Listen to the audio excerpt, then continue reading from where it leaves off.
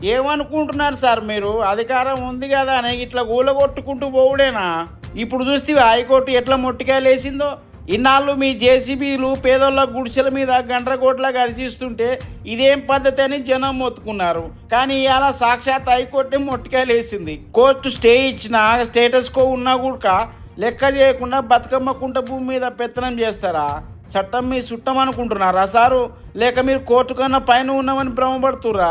చూడురు ఈ ఆఫీసర్ల తీరు ఎట్లుందో. బతుకమ్మ కుంట విషయంలా కావాల్సిగానే కోర్టు ఆదేశాలను గాలికి వదిలేశారని హైకోర్టుకు అడిగి పారేసింది. కమిషనర్ స్థాయి అధికారిని కోర్టు దోషి అని తేల్చిందంటే ఇంతకన్నా ఘోరమేమైనా ఉంటుందాగా? 4 వారాల్లో మీరు కొట్టినవన్నీ వీకేసి రిపోర్టు పట్టుకొచ్చి మా కాళ్ళ దగ్గర పెట్టాలా అని అత్యున్నత ధర్మస్థానం ఆర్డర్ వేసింది. అది కాదు సారు, పేదోడు రూపాయి కూడా పెట్టి ఇల్లు కట్టుకుంటే పర్మిషన్లు ఇచ్చిన మీ సాటి ఆఫీసర్ని వదిలేసి జేసీబీలతో వాళ్ళ పుట్ట కొడతారా?